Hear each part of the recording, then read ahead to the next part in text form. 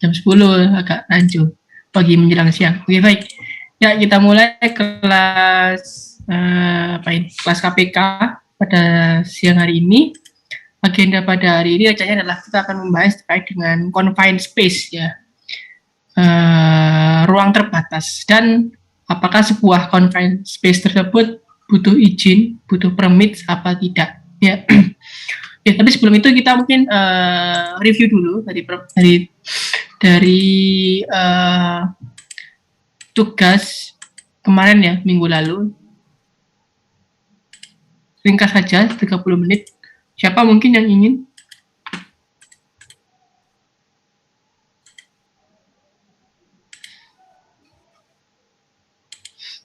Ada yang ingin itu?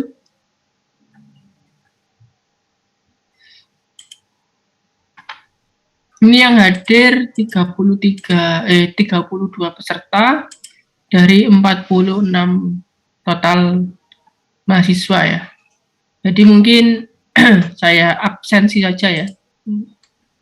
Oke, oh ya absen dulu aja kita ya. Kita absen dulu karena ini ada sekitar 14 orang yang belum hadir ya. 14 orang yang belum hadir, jadi saya absenkan. Oke, Ahmad Rifki, apakah hadir di sini? Halo, Ahmad Rifki belum hadir. Ahmad Lutfi belum hadir. Ihsan Pribadi. Saya Pak. Oke. Jericho belum hadir. Naufal hadir? Belum hadir. Muhammad Faiz Rosidin. Hadir Pak. Hadir Pak. Oke, Faiz hadir. Kemudian Rahmadi belum hadir. Abdul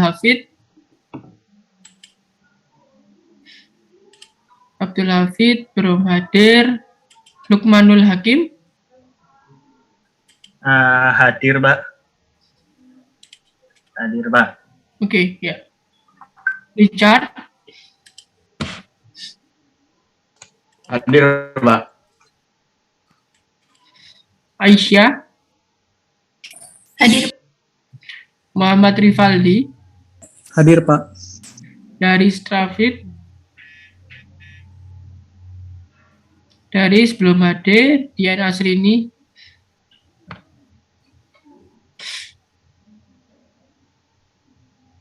belum hadir. Widya Arista belum hadir. Diva Verina Hadir Pak. Ezra Hadir Pak. Muhammad Raffi belum hadir. Sri Rani Hadir Pak. Sherin Hadir Pak. Rosalia Hadir. Devita Hadir Pak. Astri Hadir Pak.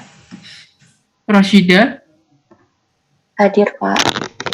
Delvin Hadir Pak. Adian Hadir Pak. Made Diago Hadir Pak. Muhammad Majid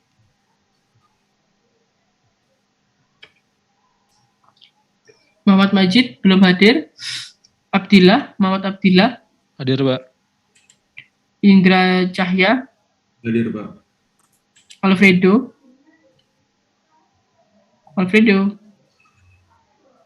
Ya Pak, hadir Pak. Nadifa Hadir Pak. Ervira Hadir Pak. Ahyani Hadir Pak. Nindya Hadir Pak. Ihwan Hadir Pak. Faisal Hadir Pak. Elmas Hadir Pak.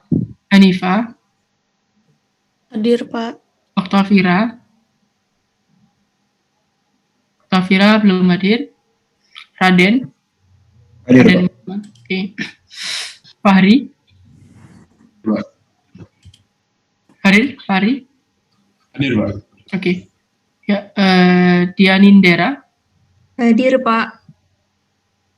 Lianti. Hadir, Pak. Fatima. Hadir, Pak. Oke, dia belum absen. Siapa? Hadir, Daris, Pak. Siapa? Daris. Ya, Pak. Oke, ada lagi? Diva, Pak. Diva Latifa. Iya.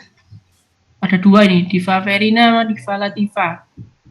Diva Latifa, Pak. Sudah. Oke. Baik. Muhammad Rafi, Pak. Muhammad Rafi. Oke. Ini Diva Verina ada nggak di sini? Ada, Pak. Oh, tadi ya keliru. Diva Verina ya. Iya, dua kali. Diva Verina, Diva Latifa. Oke. Ada lagi yang belum absen? Nanda hadir, Pak. Cuman tadi kurang kedengaran suaranya mungkin. Nanda, siapa Nanda? Ya. Namanya siapa? Nanda. Siapa? Oktavira Nanda. Oktavira. Oktavira. Oke. Oke. Ya, ada lagi? Sudah ya? Halo? Rahmati, Pak. Rahmadi. Ya, Kenapa Rahmadi? belum absen, Pak. Belum absen. Maksudnya ada di sini, hadir. Saya, Pak. Oh saya. iya, oke. Oke, ada lagi?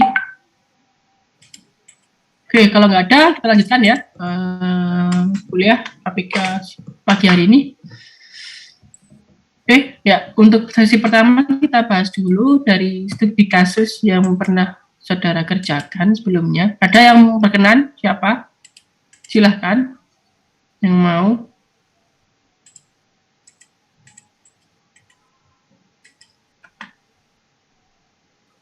Atau dipilihkan, silakan. Gampang kok, nggak usah khawatir. Tinggal ngerjakan aja kan ya. Ada yang bersedia?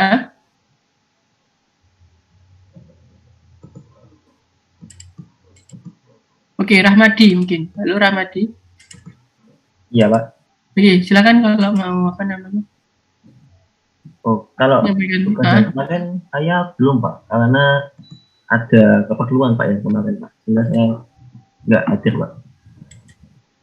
Kemarin nggak hadir ya? Iya, karena ada panggilan dari dosen pembimbing.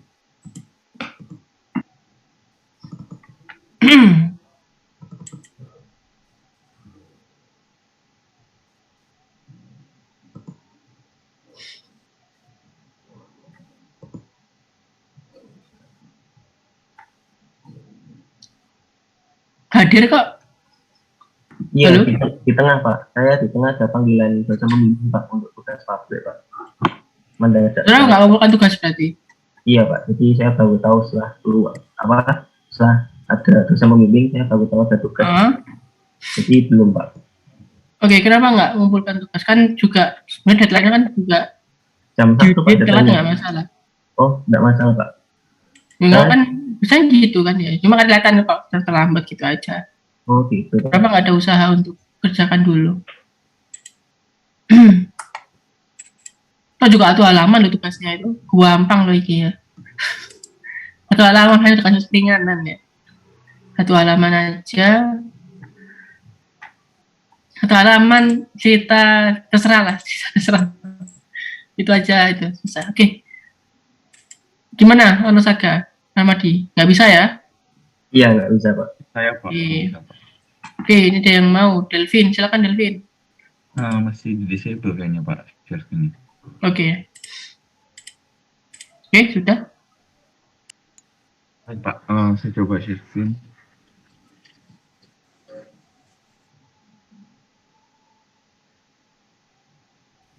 Oke, sudah kelihatan ya, Pak?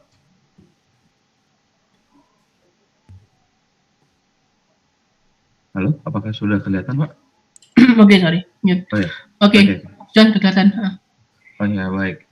Jadi kemarin deskripsikan kira-kira apa yang dari sekitar saya untuk hal yang berpotensi fire and explosion. Jadi saya coba petakan di sekitar bukan rumah sih, kos lebih tepatnya. Jadi ada beberapa di sini. Ya, aku setnya ada 3 sih. Yang pertama itu adalah kebocoran gas LPG, yang kedua itu arus pendek listrik, yang ketiga itu human error. Nah, pastinya kalau pada proses fire explosion itu harus ada 3 komponen seperti yang pelajari kemarin, itu oksigen, nitrogen, fuel. Jika ketiga bahan tersebut itu bertemu dengan kadar yang tepat, maka akan menimbulkan ledakan atau api dalam hal ini. Nah, seperti itu.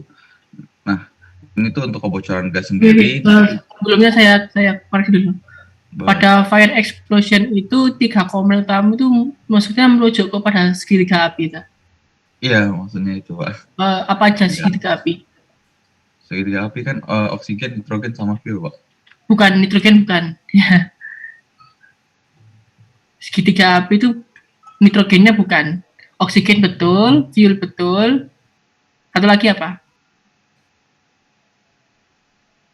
Oh, bukan flammability diagram, beda lagi ya, Pak? Beda. Tadi kalau saudara mengacu pada segitiga api, itu nitrogen bukan. Flammability diagram itu untuk menunjukkan daerah yang dia flammable sama daerah dia yang non flammable. Titik di mana dia non flammable. Oke, berarti ini apa maksudnya? Kalau lain tadi mikirnya karena daerah 3 komponen maksudnya daerah flammable gitu, Pak. Jadi kalau pas flammable memang daerah flammable pasti ya akan menimbulkan api seperti yang kemarin. Oke, tapi lebih tepat kalau menurut saya sih saudara ngajunya mungkin ini ke segitiga api. Cuma untuk mengecek apakah segitiga api itu apakah dari kombinasi segitiga api itu flammable apa enggak, itu baru mengacu pada flammability diagram, ya. Apa, Mbak? Kalau segitiga api apa, Mas Elvin? Yang selain oksigen, fuel sama apa? Yang terakhir? Mungkin pemicu, Pak, mungkin. Ya, pemantik, ya. Sumber energi pemantik, ya. Pemicu, ya.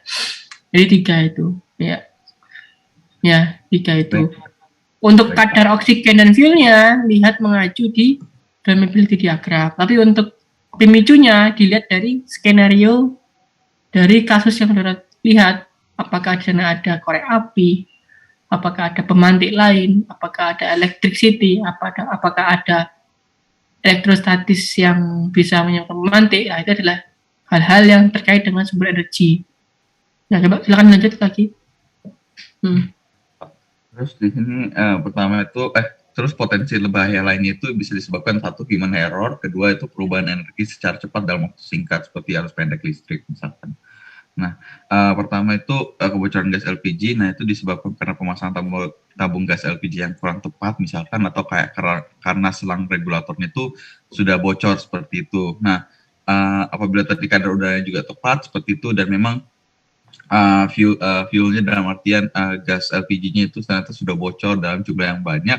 Nah, ini bisa menimbulkan ledakan apabila ada pemicu di sekitarnya. Nah, sedikit agak bahaya karena di rumah saya itu dapurnya itu agak di daerah tertutup gitu. Daerah tertutup, jadi kalau misalkan ada gas LPG bocor gitu bisa terakumulasi gasnya dan itu bisa menimbulkan ledakan jika ada pemicu nanti di sekitarnya.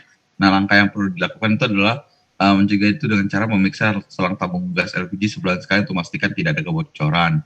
Nah, terus pasang ventilasi udara agar dapat menyedot udara di dapur dengan tujuan agar fuel dalam bentuk gas tersebut tidak akan terus menguap di daerah tersebut dan apabila diakumulasi dapat menimbulkan bahaya. Jadi tujuannya itu biar jumlah akumulasi gasnya di situ nggak terlalu banyak gitu sih, Pak. Biar meskipun nanti ada pemicu dikit itu tidak langsung tiba-tiba langsung meledak besar gitu loh. Seperti itu. Jadi itu ventilasi udara membantu, dan terakhir itu langkah yang dilakukan adalah mengulangi untuk menanggulangi adalah membeli selang tabung gas mungkin yang sudah terverifikasi pastinya dengan setiap 2 hingga 3 tahun sekali, mungkin agar keamanan tetap terjaga seperti itu. Mungkin seperti itu, Pak, untuk yang pertama. Terus yang kedua itu adalah pendek listrik. Nah, ini sebenarnya tinggal aja. Ini biasanya disebabkan karena pemasangan kabel yang kurang tepat. Nah, langkah yang perlu dilakukan itu biasanya memastikan kabel tidak ada yang dibiarkan terbuka, khususnya daerah yang mungkin terpapar dengan air atau konduktor lainnya. Kan ada daerah di kabel dekat ini yang kalau tidak diperiksa atau tidak dicek itu mungkin bisa rusak kabelnya mungkin ya karena waktu. Nah itu harus dipastikan tidak ada daerah yang terbuka sih seperti itu. Nah langkah yang dilakukan untuk menanggulangi adalah memasang sekring sehingga apabila ada arus pendek itu maka akan mati secara otomatis dan tidak akan terjadi kebakaran. Terakhir untuk human error-nya itu disebabkan kesalahan manusia sih, seperti membiarkan api terbuka atau menyala terus, jadi kayak misalkan masak tapi kompornya lupa dimatiin kayak gitu. Nah langkah mencegahnya memasang peraturan di rumah agar selalu memastikan kompor atau sumber api dalam keadaan mati. Menanggulanginya itu membudayakan sikap untuk terus memperhatikan ketika kita di dalam dapur misalnya seperti atau menggunakan api. Mungkin seperti itu sih Pak untuk 3 hal yang ada potensi bahaya.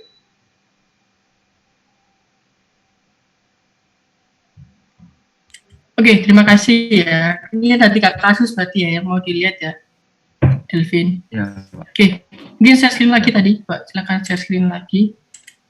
Oh ya Pak, boleh. Ya, masih mau kan kita bahas ya. Mungkin ini saya bahas dulu terkait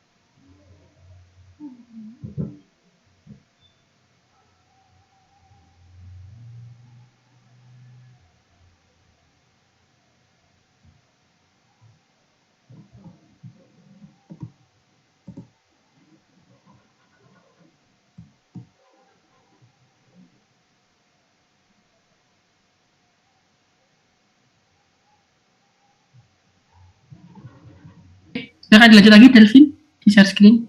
Kita cek. Oke, sudah share screen, silakan. Ya. Baik, Pak. Ya, untuk kasus yang pertama, jadi kalau menyelesaikan dari soal kan mungkin ada ini pertanyaan, yaitu adalah yang pertama adalah deskripsikan kegiatan. Nah, mungkin adalah kebocoran gas LPG di dapur ya, karena adanya gas LPG yang digunakan sebagai bahan bakar di dapur. Bolehlah ya. Nah, kemudian yang kedua adalah apa hal yang dapat menyebabkan fire dan explosion ketika terjadi kebocoran gas LPG? Apa? Maksudnya kan kalau bocor, nah tapi bocor kan sebenarnya nggak bisa langsung menimbulkan ledakan. Jika kalau misalkan pas lagi mau memasak misalkan, dia kompornya dinyalain dalam keadaan di sekitarnya ternyata gas fuelnya itu juga banyak, nah itu kan pemicu dari bisa meledak. Nah, oke, itu apakah sudah dituliskan belum ya? Tadi ini sih Pak, berdasarkan apa akan menimbulkan ledakan apabila ada pemicu, maksudnya. Gitu. Pemicunya tadi itu, cuman aku nggak jelaskan. Iya. Ini di situ dulu. Jadi kita sekiranya kira-kira bisa nggak ketika kejadian ini jadi explosion? Oke. Untuk pencegahannya apa? Pencegahannya Pencegahannya tadi ini sih pakai ventilasi udara Pak, untuk menyedot udara di dapur sih, biar nggak terakumulasi gas fuelnya. Tadi dari 3 aspek yang dilihat ya. Dari supply fuelnya bagaimana bisa dicegah, yaitu dengan cara dicek nggak ada bocor. Kalaupun bocor, kita harus mengusahakan bagaimana bisa kadar fuelnya serendah mungkin dengan menggunakan ventilasi. Ya, benar. Ya. Apalagi pencegahannya? Memeriksa paling sementara sih memeriksa sebulan sekali ya untuk tidak ada kebocoran atau enggak seperti itu. Itu aja sih mungkin kalau untuk mencegahnya Pak. Oke. Ada lagi kalau tambah mencegah ya untuk LPG itu yang pertama. Nah, yang ketiga adalah apabila kita punya SOP. Kan biasanya kalau kebocoran kan untungnya di tabung LPG kita itu diberikan zat merkaptan ya. Fungsinya apa merkaptan? Untuk memberikan efek bau ya. Jadi sebenarnya LPG itu tidak berbau ya. Propan sama butan itu sebenarnya tidak berbau. Dikasih semacam zat pembau. Jadi kita mengidentifikasi ada bau gas, maka kita nggak boleh menyalakan dengan dilupakan ya. Oke. Untuk penanggulangannya apa? Apabila terjadi api, ini penanggulangannya tetap untuk pencegahan ya, saya kira ya. Untuk penanggulangan kebocoran, atau kalau untuk penanggulangan apinya, bagaimana kira-kira, Mas Elvin? Apinya, maksudnya penanggulangan apinya berarti kalau ada api ya, jadi dipadamkan gitu. Kalau yang saya sebutkan di sini untuk menanggulangi kebocoran. Jadi ini tetap pencegahan. Jadi ini pencegahan, bukan penanggulangan. Ya, beda ya. Jadi satunya mencegah api itu ada. Satunya kalau api itu ada, itu gimana penanggulangannya? Ya. Kalau kira-kira gimana penanggulangannya? Kalau ada api sih, pertama kalau memang apinya kecil, diusahakan dulu pertama selang dan tabung gasnya itu dicopot dulu sehingga tidak ada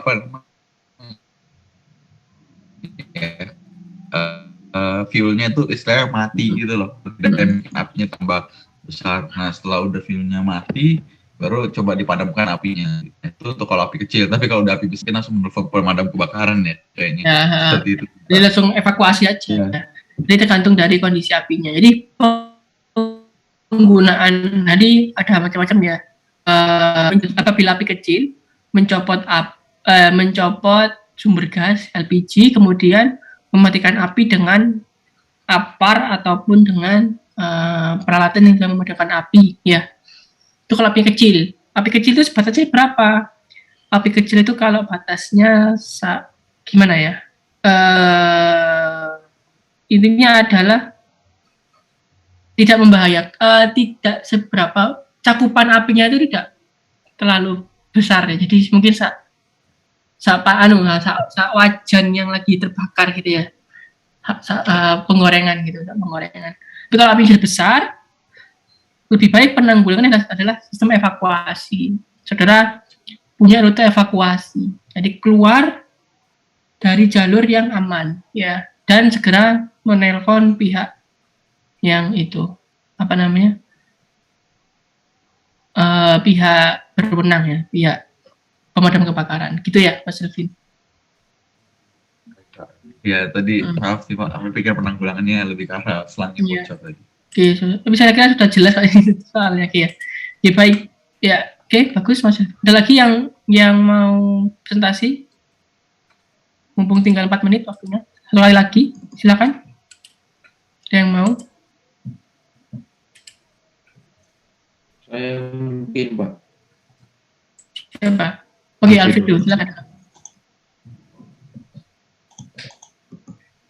Baik, jadi untuk tugas yang kemarin itu saya sebenarnya hampir sama seperti Delvin, tapi mungkin ada 1-2 yang agak berbeda dengan Delvin. Oke, mungkin yang beda itu ya. Mungkin jangan yang LPG, langsung aja ke yang listrik ya mungkin. Ya, ini sebenarnya yang menyetrika dalam waktu cukup lama ini sebenarnya ini kemungkinannya cukup kecil tapi mungkin untuk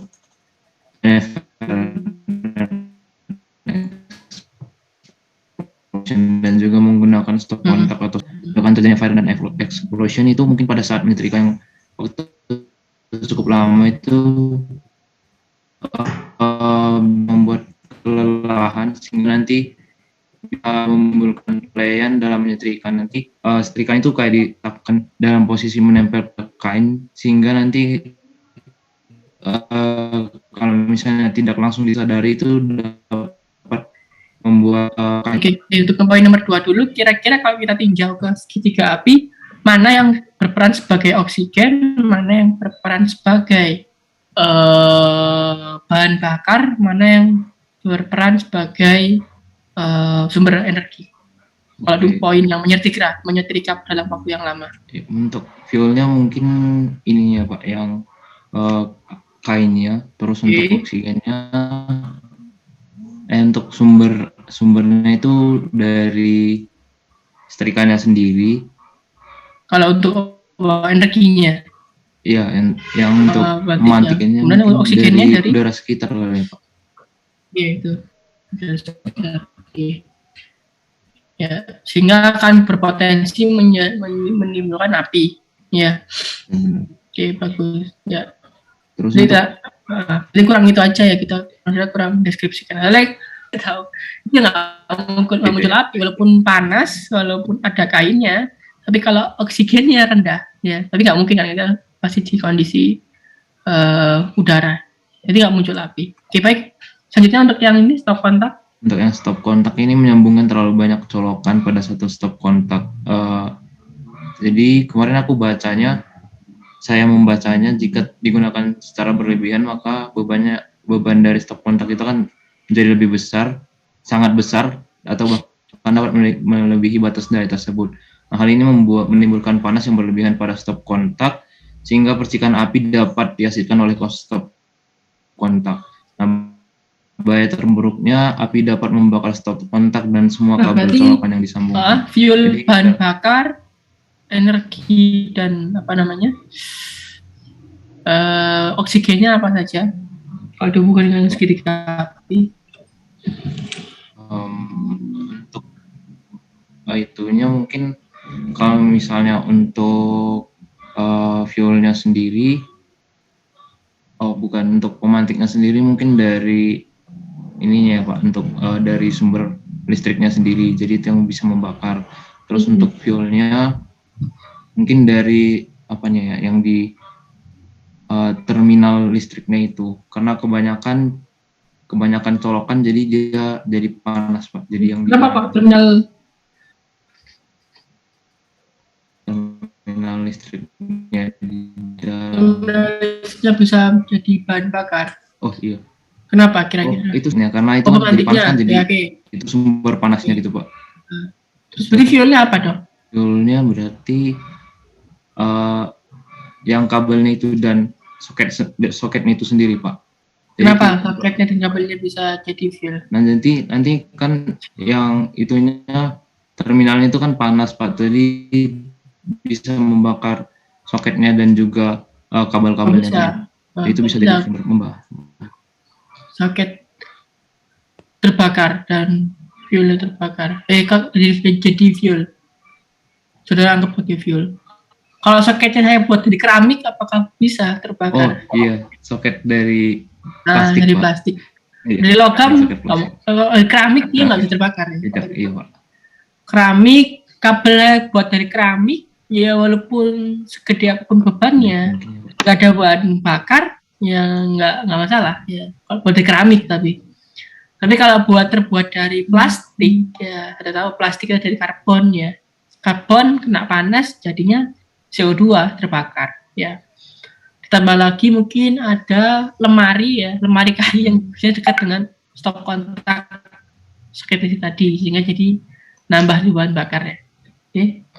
Untuk pencegahannya gimana? Pencegahannya pada saat menyetrika itu pastikan dalam kondisi baik dan tidak kelelahan, dan usahakan agar tidak terlalu lama dalam menyetrika. Kalau misalnya pakaiannya harus disetrika dalam waktu banyak, pakaiannya yang disetrika itu banyak, jadi harus mungkin bisa dibuat 2-3 hari supaya perharinya itu tidak terlalu lama.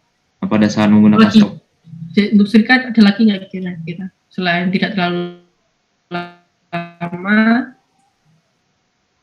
mungkin ini Pak, apa ya?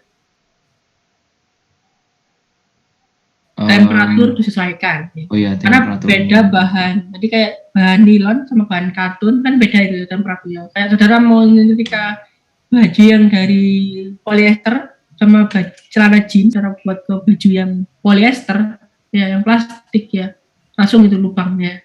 Jadi temperatur diusahakan temperatur sama, ya. Wah, sesuai temperatur sesuai dengan bahan yang disetrika, ya. Temperatur sesuai dengan bahan yang disetrika. Apalagi kira-kira. Jadi pastikan kondisi kita setrika kekebalan baik dan juga ini penempatan dari setrikanya. Kita punya yang namanya docking setrikanya, apa? Nah, tempat untuk meletakkan setrika, ya dockingnya, ya apa? Dockingnya, dan jangan lupa setelah selesai dicabut, ya. Jadi ada tambahan 3 lagi ya. Yang pertama sesuaikan temperaturnya sesuai dengan bahan yang disetrika, kemudian docking itu kayak apa? Tempat kita naruh setrikanya itu ya, di pinggirnya tatakannya setrika sama dicabut. Kemudian kalau stop kontak gimana, Mas Alfredo? Untuk stop kontak ini tadi saya coba buat sambungkan colokan sesuai dengan atau ini maksudnya atau kurang dari lubang stop kontaknya itu agar lebih aman, kurang dari jumlah stop kontak. Usahakan untuk tidak menyambungkan antara stop kontak. Oke, sesuai cabungan, cocokkan yang sesuai lebih aman. Ya, kemudian gunakan peralatan yang tidak mudah terbakar. Ya. Kalau bisa sih stop kontaknya terbuat dari keramik lah gitu ya. Kemudian gunakan yang standar, sudah standar, ya standar. Oke, nah langkah-langkah apa yang apabila ada api? Nah, gimana? Ini langkah yang diperlukan untuk menanggulangi apabila terjadi fire dan explosion. Pada saat menyetrika itu saya buat di sini siram dengan air apabila api sudah mulai membakar pakaian. Nah, setelah apinya padam, baru cabut kabel setrika dan posisikan setrika tegak dan jauh dari benda yang mudah terbakar. Saya mau komentar ini. Saya kira aman nggak kayak gitu? Mungkin, oh iya. Nggak amannya kenapa? Yang untuk bahan yang karena kalau misalnya yang tidak amannya kalau misalnya ini kita gunakan di soket atau sumber listriknya dekat, kalau misalnya kita siram, ini bisa membakar itunya Pak. Bisa membuat korsleting listriknya. Selain itu juga kesetrum ya, yang nyiram juga kesetrum ya. Tadi apa langkah pertama sebelum disiram dengan air? Berarti dicabut dulu ya Pak? Bisa nggak nyabut kondisi ada apinya? Kalau misalnya apinya ada di pakaian, berarti masih kemungkinan masih kalau bisa dicabut. Kan, misalkan kan pasti kan di bawah kan colokannya di atas, apinya masih di atas. Bisa nggak? Gimana cara matikan listriknya?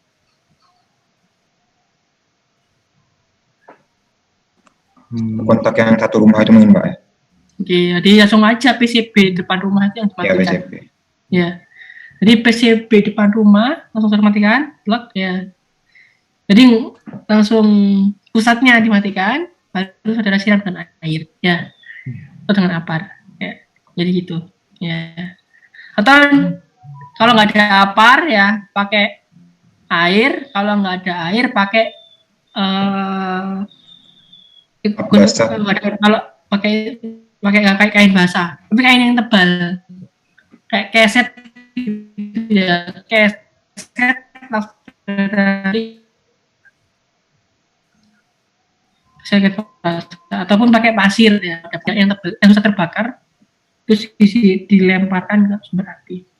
Oke, jadi untuk yang poin stop kontak, akhirnya saya sama juga ya. Jadi pertama adalah matikan dulu PCB rumah, ya di shutdown, kemudian baru dipadamkan apinya, pakai air, pakai kain basah dan lain sebagainya. Oke.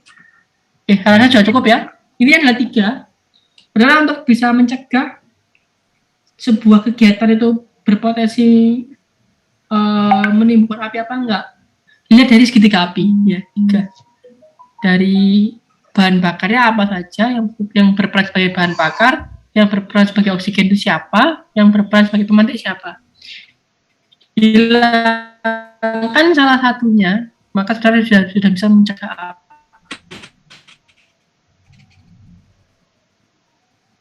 Ya, hilangkan ataupun kurangi kadarnya sehingga api itu terjadi. Menanggulangi juga sama, ya, juga sama. Cukup hilangkan 3 sedikit ataupun kurangi kadarnya. Tapi dengan teknik-teknik dengan cara-cara yang berurutan, yang juga yang aman. Kalau pencegahan kan sudah pasti belum terjadi. Tapi kalau untuk penanggulangan, pastikan cara yang dilakukan itu sudah aman. Ya. Untuk SOP-nya apakah dibuat belum ya? Untuk SOP-nya? Enggak ada, ini enggak ada SOP-nya. Oke, baik. Oke. Saya izin stop share ya, Pak. Vin dan Abdo terkait dengan kasus. Apakah ada pertanyaan terkait dengan fire and explosion?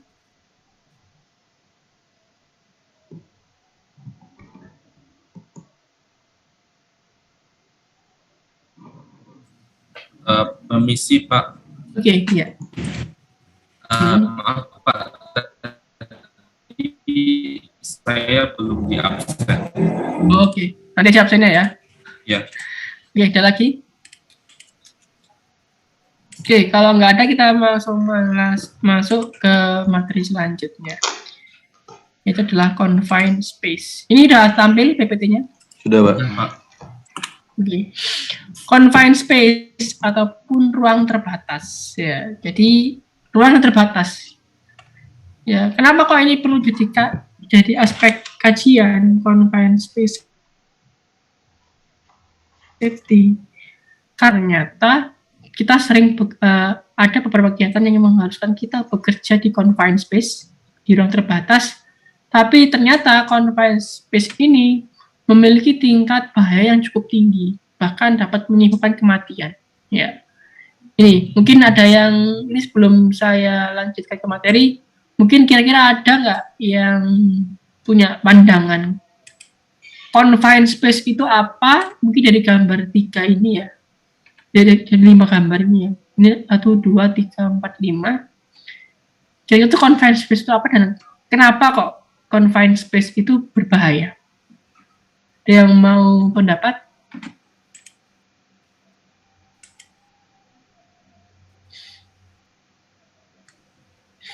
Mungkin bisa lihat dari gambar ini, silahkan pilih yang mau yang mana yang dicek. Kenapa kok ketika kita bekerja di confined space itu berbahaya?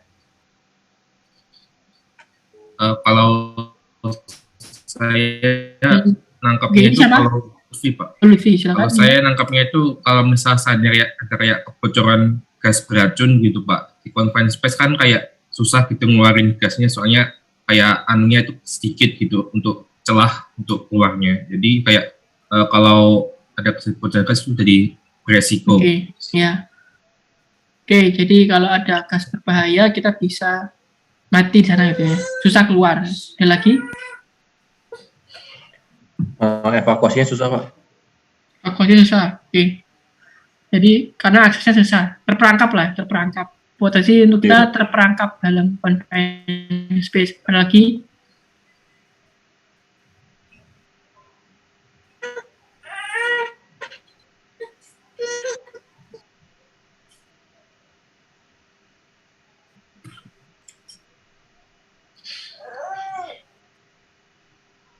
Oke. Ya. Sama itu Pak, mungkin kalau misal ada kayak harus evakuasi gitu, ada kemungkinan kayak saling dorong-dorongan gitu Pak, ada kemudian atau semacamnya. Oke, panik ya. Ya. Kalau panik ya. Oke. Ini adalah sebuah gambar apa yang kalau kiri atas ini.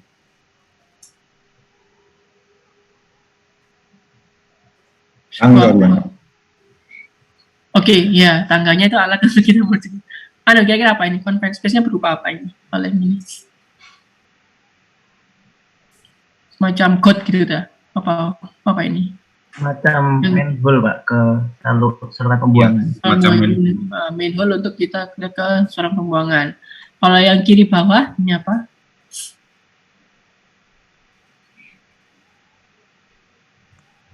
Pembuangan limbah ya Pak. Ya, atau saluran air lah, saluran pembuangan ini, saluran pembuangannya air. Kalau yang ini apa? Yang tengah?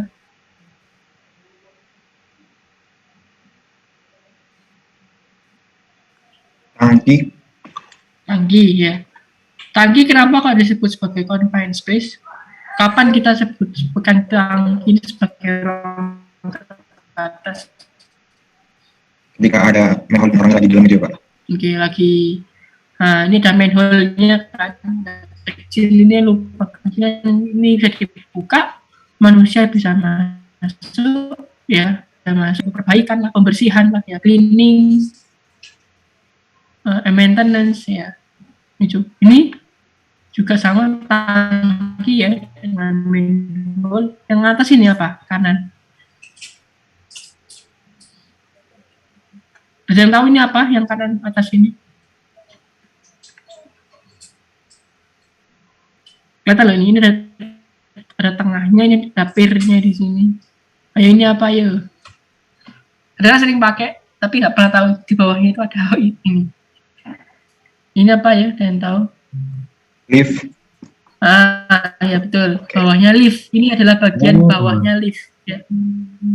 Bagian bawahnya lift. Ini pintunya liftnya di sini ya. Dia orang lagi perbaikan di bagian bawahnya lift. Ya ini berbahaya ya. Berbahaya ini. Terbatas ruangannya.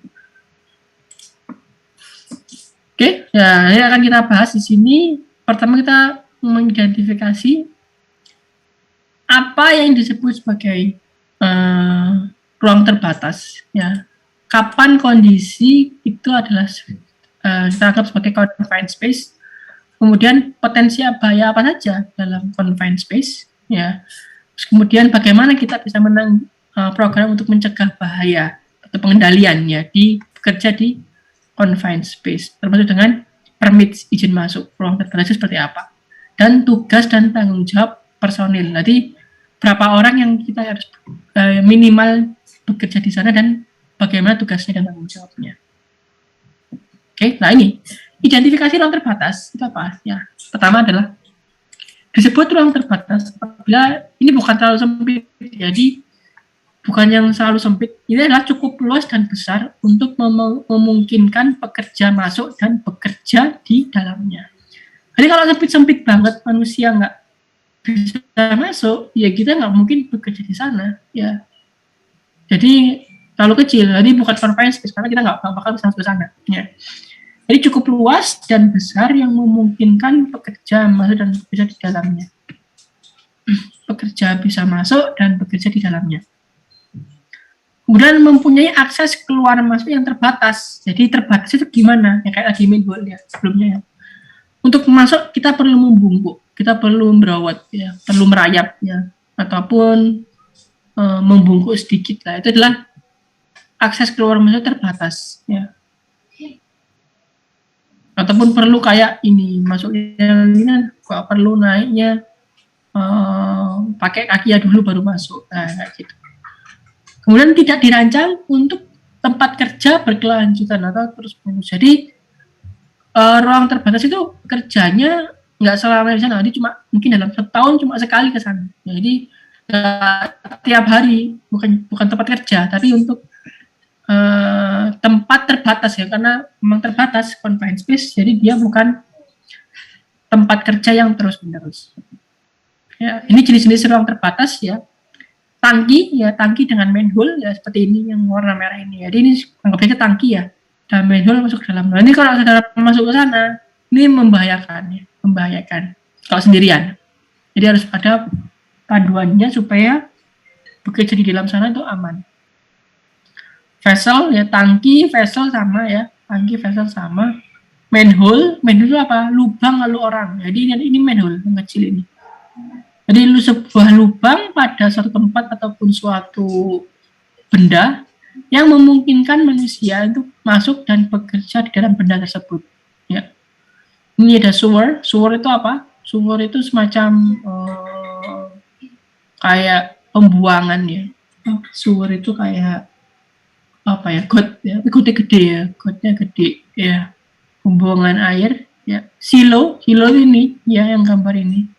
Sebuah tangki penyimpan, bukan sebuah storage ya, menyimpan padatan biasanya. Ini yang kayak di film-film barat itu ya, di pertanian ada silonya, isinya kayak jagung ataupun gandum, gitu ya. Kemudian ada hoopers, ada vault. Hoopers ini kayak sama ya kayak silo tapi lebih kecil. Vault, bunker ini juga, vault itu berangkas ya. Bunker itu kayak ini bunker ya, ruang kecil ya untuk perang biasanya bunker.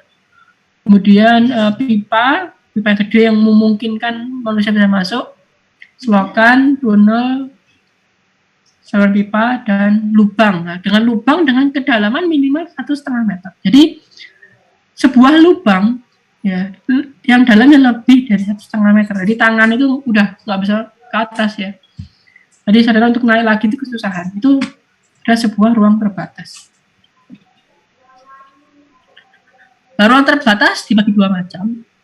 Ruang terbatas dengan izin masuk, kemudian yang kedua adalah atau dengan permits.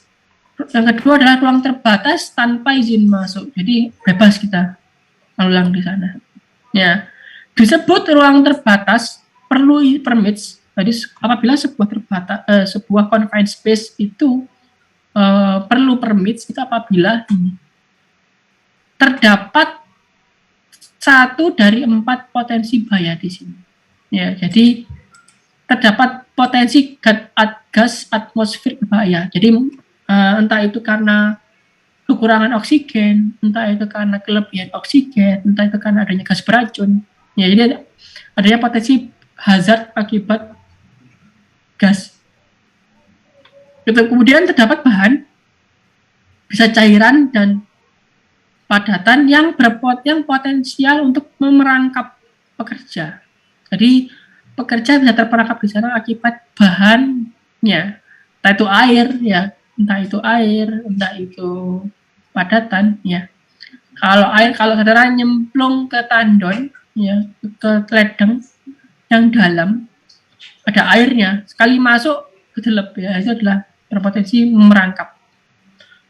Kemudian mempunyai bentuk struktur yang dapat merangkap pekerja. Jadi bisa masuk dari bentuknya aja ya. Mungkin karena dia itu nggak ada tangganya, bisa masuk ya, tapi nggak bisa keluar. Ya, itu karena nggak ada tangganya. Itu berpotensi berbahaya, harus ada izin masuknya. Kemudian bahaya lain yang dapat menyebabkan cedera serius ataupun kematian. Sekerangkap api, ledakan, dan lain sebagainya. Jadi salah satu ada dari 4 ini, maka perlu permit.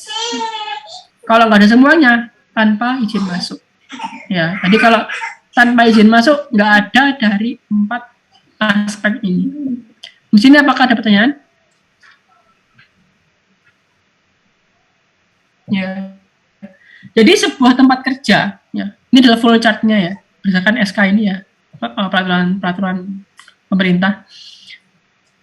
Sebuah tempat kerja, ya, apakah tempat kerja tersebut dapat dimasuki dan bekerja di dalamnya? Ya. Apakah terbatas akses masuknya, keluar masuknya? Ya. Apakah bukan tempat kerja permanen? Ya. Nah, maka apabila tempat kerja yang seperti ini itu memenuhi aspek ini, maka tempat kerja tersebut disebut sebagai ruang terbatas atau confined space. Nah, kan lagi, apakah sebuah confined space itu butuh permit atau tidak? Butuh izin atau tidak? Apabila terdapat salah satu dari bahaya ini, apakah ada potensi gas atmosfer berbahaya, apakah memiliki substansi zat cair padat yang dapat merangkap, apakah struktur bendanya itu dapat merangkap pekerja, apakah ada potensi bahaya lain yang dapat menyebabkan cedera atau kematian. Nah, salah satu tercapai, maka dia termasuk sebagai confined space dengan izin masuk. Ya, kalau nggak ada, dia masuk sebagai confined space dengan tanpa izin masuk. No permit required. Ya. Di sini apakah ada pertanyaan? Saya mau bertanya Pak. Ya, silakan. Kalau yang sering kita lihat di berita atau apa gitu ya, yang mungkin di Jakarta atau kota-kota besar lainnya yang misalnya saluran airnya itu mampet gitu, mungkin sebab banjir, terus ada kayak pasukan oranye atau apa yang sampai nyemplung ke dalam itu, ambil sampahnya, itu termasuk apa ya Pak? Itu ruang terbatas kah atau misalnya?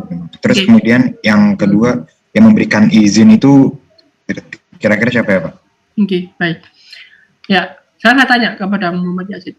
Dalam got tadi itu apakah termasuk ini dapat dimasuki nggak atau di dalamnya? Kalau dia kayak videonya sih mereka bisa masuk bisa keluar gitu kan? Bisa keluar ya, bisa kerja di dalamnya, bisa masuk dan bisa bekerja di dalam. Kan mau cleaning kan, mau pembersihan ya, bisa kerja. Yeah. Berarti masuk ya. Sekarang apakah masuk keluarnya terbatas? Iya, betul. Nah, apakah tempat kerja yang permanen? Tidak. Bukan. Berarti kan dia bukan ya. Berarti udah masuk confined space. Oke. Ya. Berarti, jelas, ya. Berarti tidak harus memiliki yang kayak tadi ya, kayak manhole atau sesuatu gitu ya Pak. Yang penting kalau misalnya bisa 3 ini berarti ruang terbatas juga. Betul. Oke. Ya. Pokoknya dia masuk keluar dapat dimasuki dan bekerja di dalamnya, punya akses masuk keluar yang terbatas, tetapi juga bukan tempat kerja permanen. Ya. Siap. Ya, oke Pak. Terbatas. Contoh, apa kira-kira confined space yang ada di rumah kita? Paling gampang ya. Ada yang mau ngasih tahu? Di loteng mungkin Pak. Loteng. Nah, ya, loteng rumah ya, atasnya plafon itu ya. Ya. Nah, apalagi? Tandon. Tandon air, tandon bawah ya. Iya. Iya, itu berbahaya, bisa membuat itu juga merangkap. Apalagi mungkin tangki tandon air yang gede, yang buder, yang orange itu ya. Terus ada lagi? Gudang tahu nggak gudang? Tidak. Bisa. Harusnya sih tidak ya Pak. Saya tidak sih Pak. Kenapa kok tidak? Kenapa kok iya? Tidak, karena gudang Punya pendapat? Gudang cukup luas Pak biasanya. Terus kayak pasti ada pintu masuk, pintu keluarnya Pak. Gitu. Gudang isinya barang, bukan gudang kosong ya. Gudang isinya barang. Mungkin tergantung kondisi gudangnya Pak. Iya Pak. Oke, ada kesimpulan. Bulog itu kan pasti rapi Pak. Gitu. Tapi apakah dia tempat kerja permanen sebuah gudang? Sebuah gudang apakah tempat kerja permanen? Tidak. Tidak. Jadi sebenarnya gudang itu adalah sebuah ruang terbatas, ya. Oh. Ya. Cuma nanti akan kita klasifikasi apakah sebuah ruang terbatas itu perlu izin masuk ataupun tanpa izin masuk. Mungkin kalau gudang, ya. Kalau gudang itu tanpa izin masuk apabila barang-barang di dalamnya itu tidak memiliki potensi bahaya yang 4 ini tadi.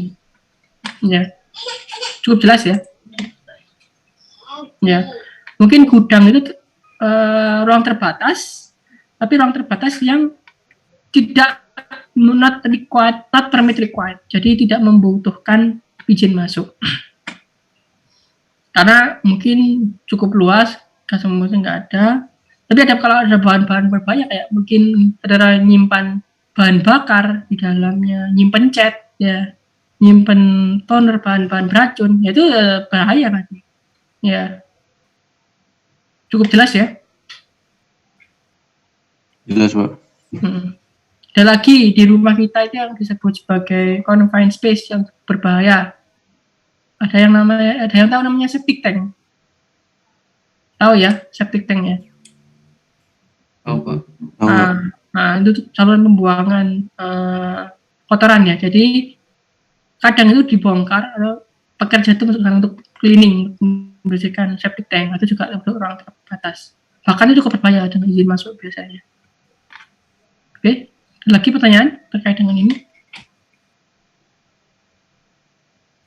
Jadi saudara sudah tahu apa saja, ruangan mana saja yang disebut sebagai ruang terbatas, dan kira-kira apakah ruangan terbatas tersebut butuh izin khusus apa enggak. Oke.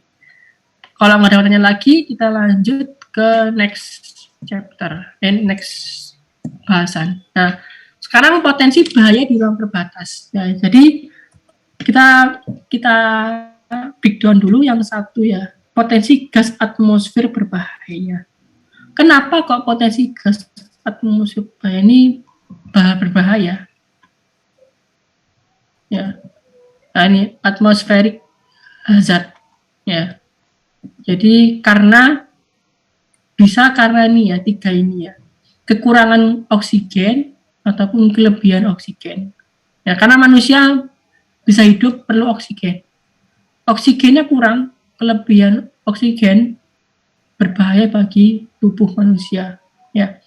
Yang kedua adalah terdapat bahan yang mudah terbakar dan meledak. Contoh, kayak saudara masuk ke bekas tangkinya bensin ya. Di dalam sana pasti terdapat uap bensinnya. Ya, jadi mudah meledak, terbakar ya, ataupun bahan beracun ya. Jadi kalau mungkin septic tank ya, septic tank itu gas yang dihasilkan septic tank itu mengandung metan dan hidrogen sulfide. Nah, itu juga berbahaya.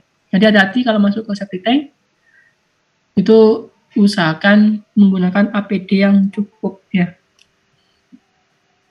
Oke, ini untuk yang poin selanjutnya ya, perangkap dari substansi cair pada tersimpan, strukturnya dan sumber energi, panas, listrik, kinetik ya, mekanis kayak gear, kayak ada tekanan atau apa dan lain sebagainya. Oke, atmosferik hazard kita bahas dulu yang poin nomor 1. Memiliki potensi gas atmosfer berbahaya. Atmosferik hazard. Nah, kita semua tahu, apalagi saudara kan teknik ya, teknik kimia di semua di sini, udara itu mengandung, nah ini kalau kita kan seringnya cuma 2 aja ya, mengandung 79 nitrogen, 21% oksigen, ataupun kalau bisa di 3 others ini 1% ya, itu meliputi semua gas ya, CO2, CO, helium, hidrogen dan lain sebagainya. Ini campur yang kuning di satu. Ya. Jadi manusia itu bisa hidup apabila dia menghirup kandungan gas yang oksigennya itu 21%. Ya. Ya. Setuju ya dengan ini ya. Kalau kita kan menghirup udara tiap hari. Oksigennya itu harus 21% kadar oksigennya. Apa yang terjadi apabila manusia menghirup kurang dari 21%? Karena di confined space kan ventilasinya nggak bagus. Oksigen juga bisa makin lama makin menurun dalam sebuah confined space. Apa yang terjadi apabila sebuah udara dalam sebuah confined space oksigen itu berkurang? Nah ini adalah batas kadar oksigen ya. Apabila oksigen, nah ini batas minimum yang dapat ditoleransi manusia itu adalah 19,5%. Ini berarti turun berapa persen ini? Dari 21 ke 19,5.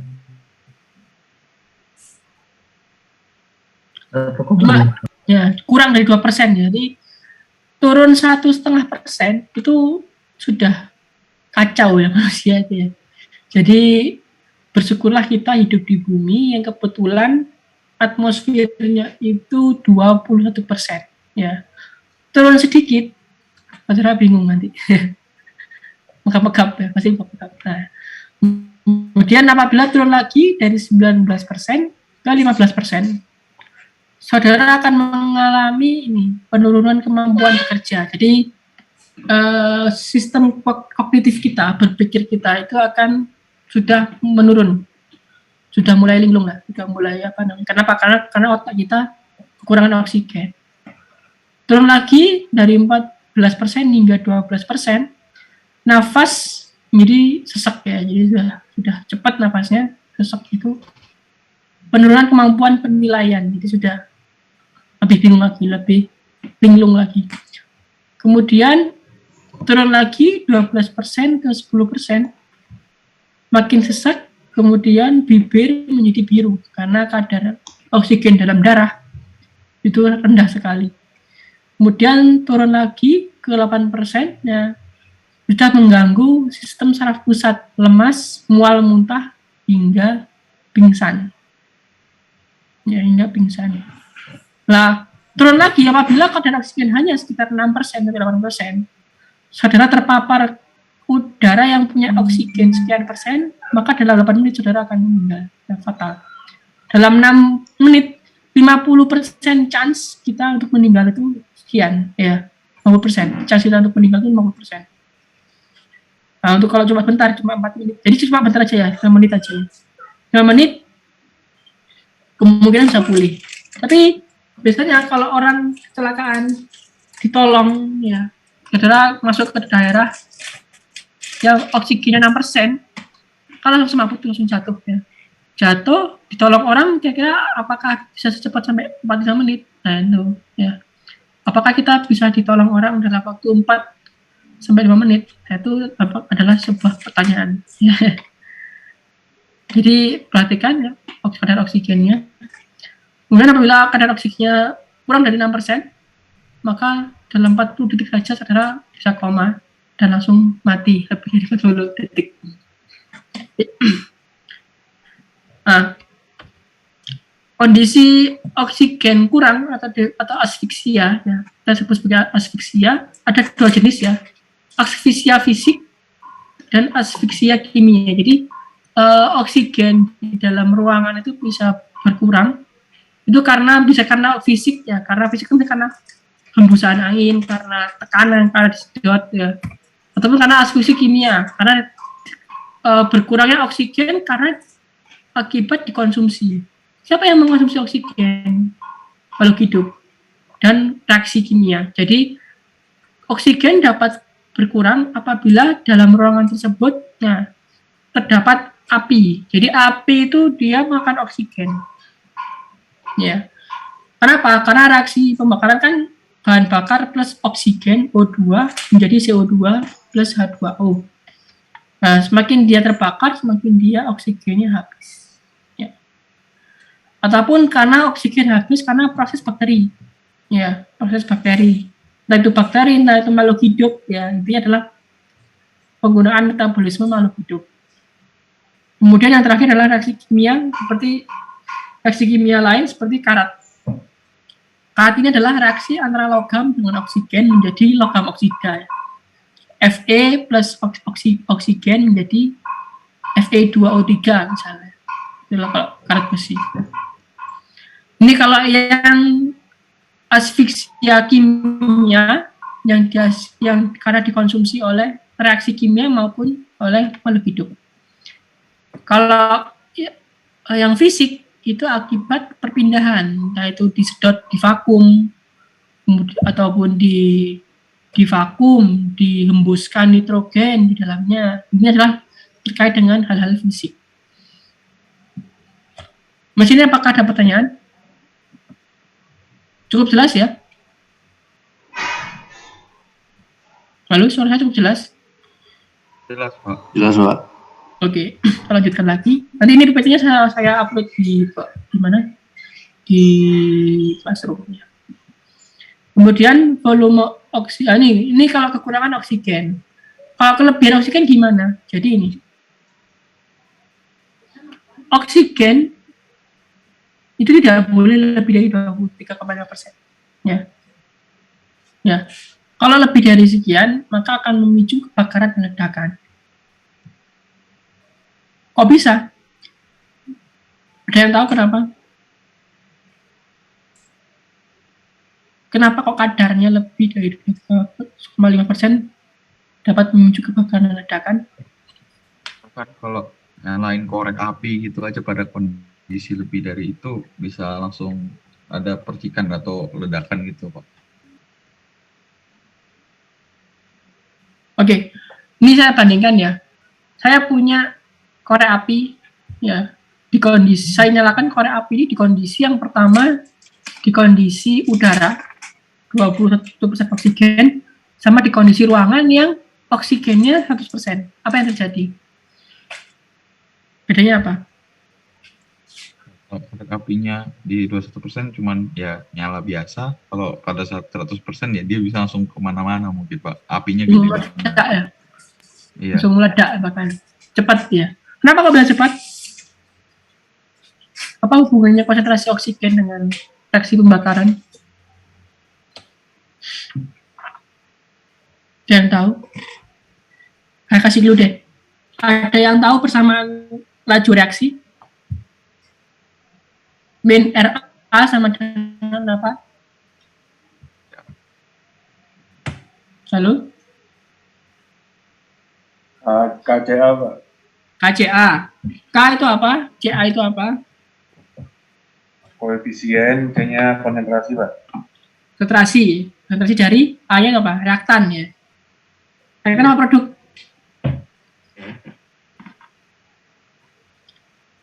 Reaktan, Pak. Reaktan ya. Semakin besar konsentrasi reaktan, maka laju reaksi semakin cepat. Ya. Jadi semakin besar oksigen kan reaktan ya, reaktan. Semakin besar kadarnya, maka reaksinya semakin cepat. Ya. Ya, jadi jangan pernah menggunakan O2 murni untuk ventilasi ya. Ya.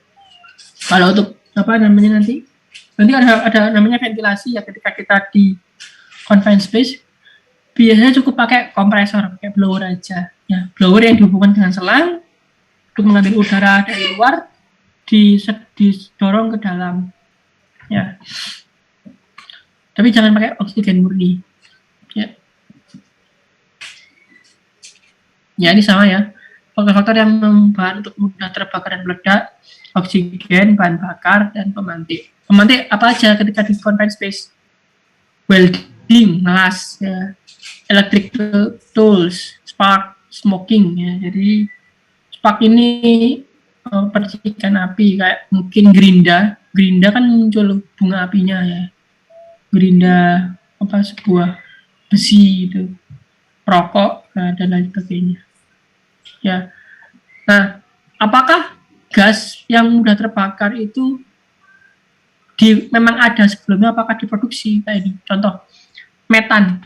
Metan itu dapat diproduksi di alam, yaitu di rawa ataupun lumpur. Metan diproduksi oleh mikroorganisme ya, dari reaksi anaerob ya, reaksi anaerob. Kenapa? Jadi kenapa kok dia itu di lumpur dan di rawa?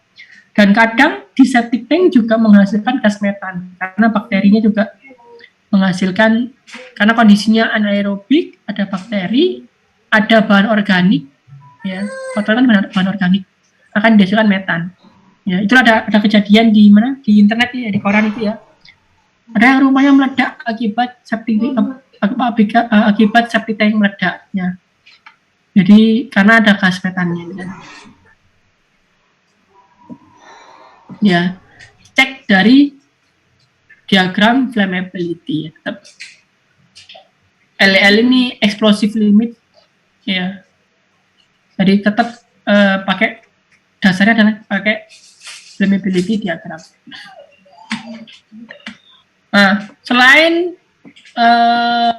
kekurangan oksigen, kelebihan oksigen, bahan mudah terbakar, ada juga bahan-bahan lain yang sifatnya membunuh, kayak CO. CO ini apa namanya, beracun ya, beracun. Kenapa? Karena dia menggantikan ikatan hemoglobin ya. Jadi ikatan hemoglobin itu lebih 3 kali lipat lebih mudah terikat dengan CO daripada dengan oksigen. Jadi CO ini, karbon monoksida ini lebih mudah terikat dalam darah daripada oksigen. Jadi dan dia juga tidak berbau dan tidak berwarna, lebih ringan daripada udara. Jadi ini posisinya karbon monoksida ini ada di bagian atas biasanya. Terbentuk akibat pembakaran tidak sempurna dari bahan organik. Ya, CO ya. Nah, ini juga H2S. H2S ini highly toxic, jadi sangat beracun. Kadarnya yang diperbolehkan kurang dari 10 ppm kalau nggak salah. Ya. Dia tidak berwarna dan baunya terdeteksi apabila kadar H2S itu sekian. Dan dia lebih berat daripada udara. Jadi maksudnya akan di... Ini adalah beberapa kadar bahan-bahan ya. Ini adalah alarm concentration. Jadi konsentrasi berapa yang dia itu bagus dan jelek. Ya. Jadi kalau oksigen itu bagus apabila di antara 19,5 sampai 23. Kurang dari 19 bahaya, lebih dari 23 berbahaya. Untuk CO harus kurang dari 35 ppm. Untuk CO2 harus kurang dari 5.000 ppm. H2S kurang dari 10 ppm. Klorin juga highly toxic ya. Ini highly toxic. 0,5 ppm. NO2 ini efek asap ya, juga beracun. Ya. Metan kalau bagi manusia ini tidak beracun, ya aman tidak beracun, tapi membahayakan karena dia punya potensi untuk meledak. Ya. Lebih dari 10% kurang aja, harusnya kurang dari 10% lower LEL ya, explosive limit. Amonia kurang dari 25 ppm, ozon, dan flammable combustible gas, dan partikulat. Partikulat ini kayak apa ya? Debu gitu, debu kecil. Oke, di sini apakah ada pertanyaan?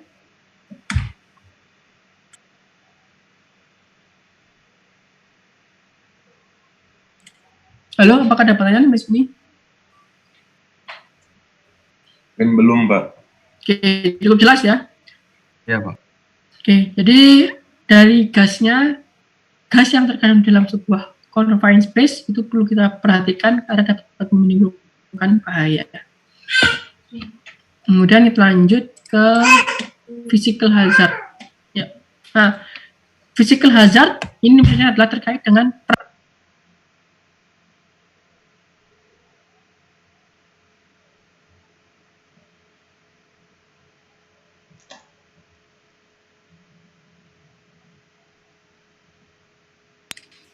physical hazard.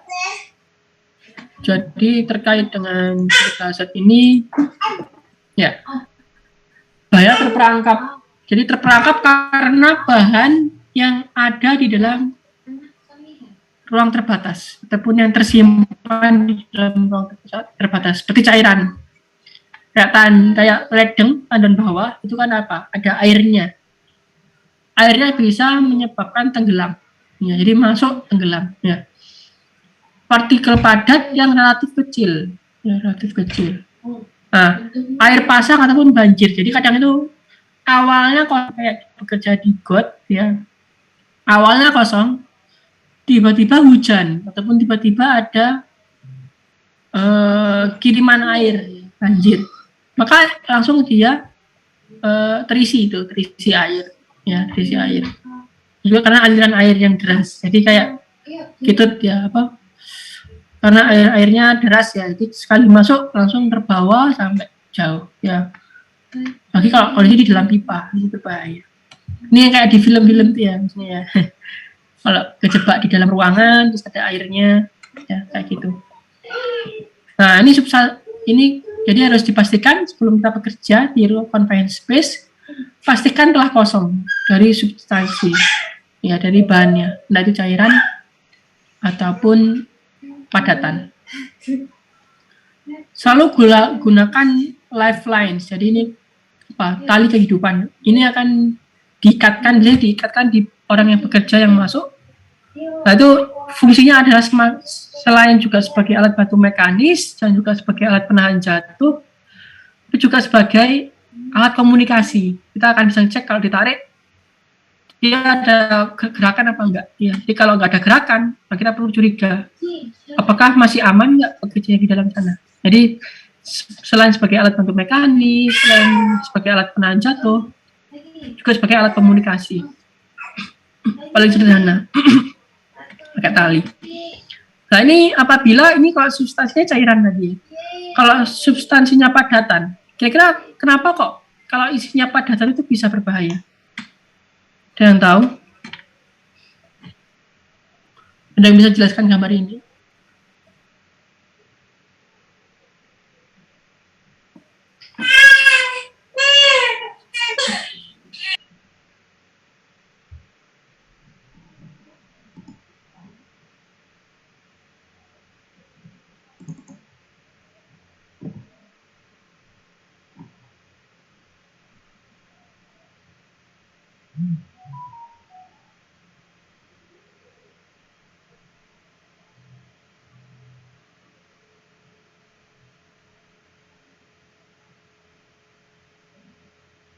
Oke, halo.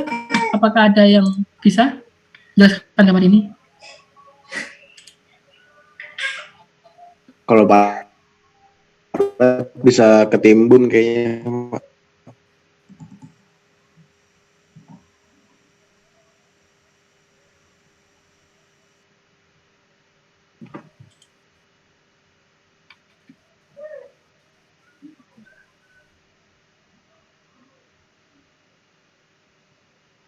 Bawah unloading objeknya. Kok bisa masuk ke sana? Gua tahu kayak jatuh gitu, Pak, atau mungkin nggak hati-hati. Pernah tahu pasir hisap enggak? Pasir hisap tahu, Pak. Nah, kayak di film ya. Kenapa pasir hisap itu dia? Tenggelam. Kedelep ya. Jadi Iya. manusia itu kadang itu tidak hanya bisa tenggelam dalam cairan, tapi bisa tenggelam dalam pasir. Pasir apakah selalu pasir? Tidak hanya pasir, tapi juga butiran padatan kayak jagung, beras, ya, gandum. Nah itu juga butiran kalau jumlahnya banyak dapat menenggelamkan. Ini saya kasih video bentar ya. Saya kasih video bentar.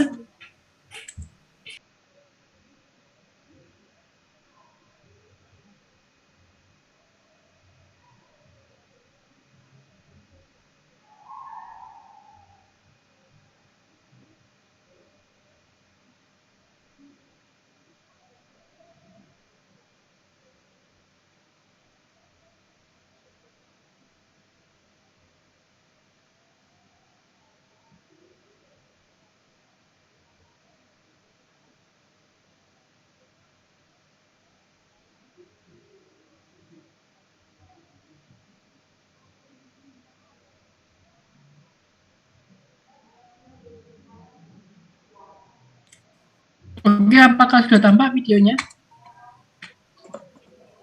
Sudah, Pak. Ini saya play ya. Ini adalah sebuah burung ya. Burung yang dimana ini di dalam silo. Ini isinya gandum ya. Gandum yang ditekan terus menerus dari bagian padatan. Aliran dari padatannya. Di tengah ini ada kayak pusarannya. Jadi ini burungnya nggak sadar ya. Kalau dia masuk ke dalam, sekali masuk langsung terjebak, nggak bisa naik ke atas. Ya, jadi lebih berbahaya daripada air. Ya, dan dia masuk langsung hilang. Ya, ini kalau burung itu, dia masuk hilang ke bawah, masuk ke penggilingan badan. Ya, ini ya. Ya masuk wis nggak kelihatan. Dia dan ini burung nggak sadar ya, ternyata ini berbahaya. Ya.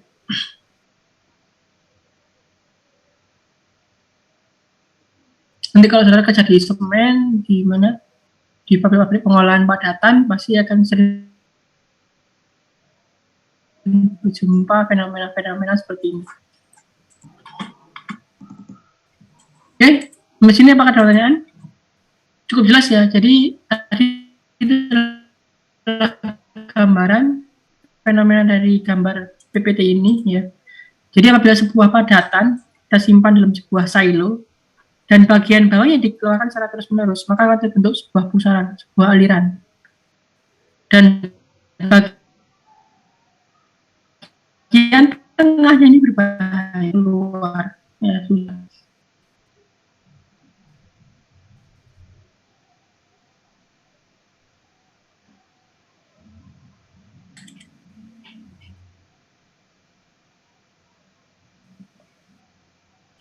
Sebelah bahaya akibat dari bahan di dalam ruang terbatas tersebut. baik itu padatan, baik kemudian ini struktur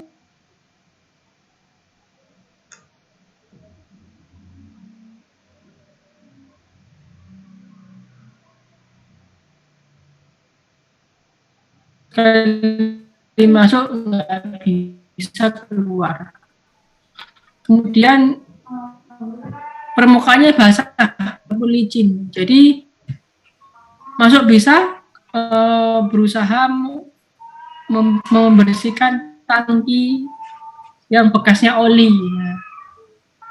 Masuknya gampang, keluarnya kepleset terus ya. Jadi kayak gitu. Dasar yang tidak jelas. Jadi pijakannya itu nggak jelas. Jadi apa namanya dapat jatuh ya istilahnya. Area yang sempit dapat mengakibatkan pekerja terjebak, ya, terus juga cahaya yang kurang memadai karena biasanya ruang tertutup gelap, ya, maka perlu senter. Nah inilah yang kalau strukturnya kejepit ya, dia terjebak. Ya, surface hazard bisa karena apabila sebuah tempat di dalam ruang terbatas licin, basah, ya bisa terpeleset ataupun jatuh. Nya bekas yang ada di dalam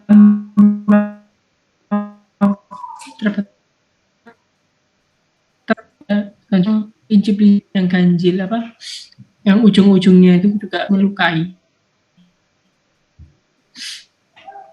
Nah, dia kalau masuk ke ruangan yang mengandung blades, mengandung apa namanya,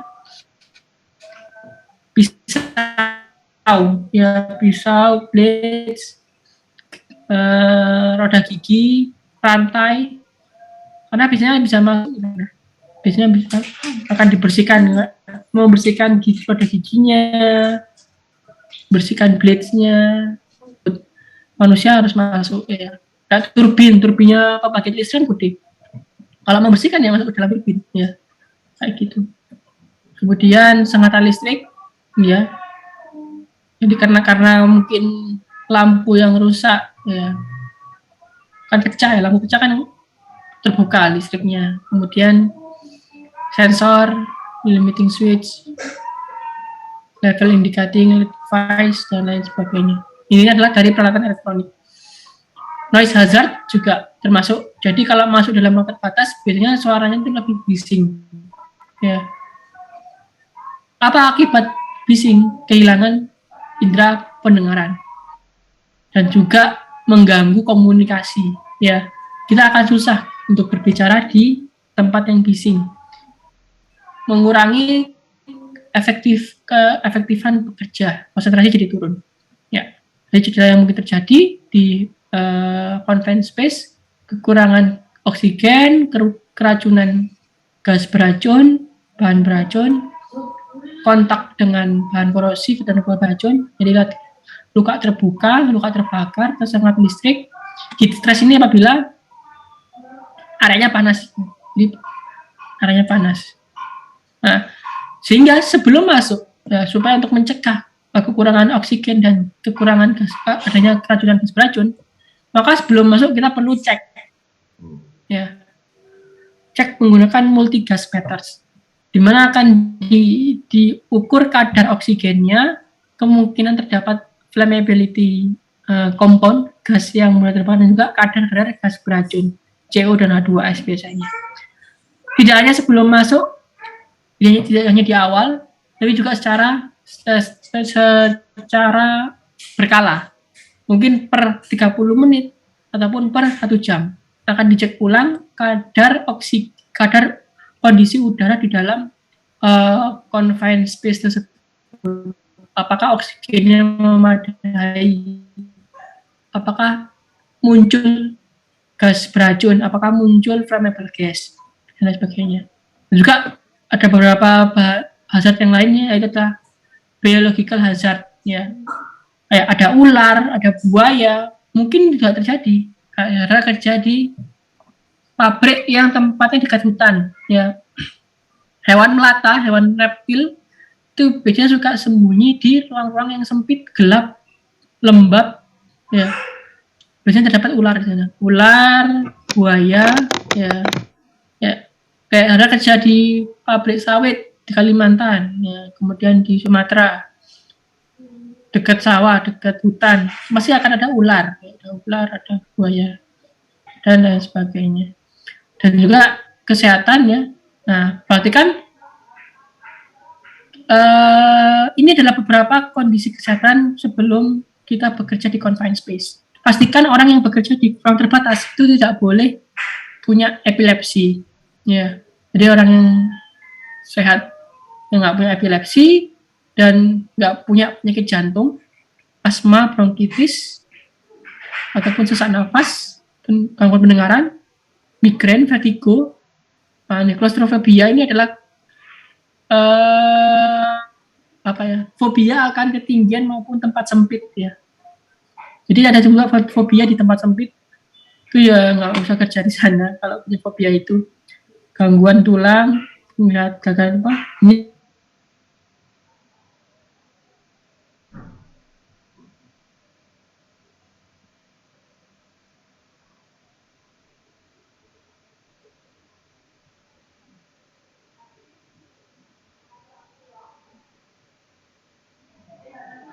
fokus untuk kerja di ruang terbatas.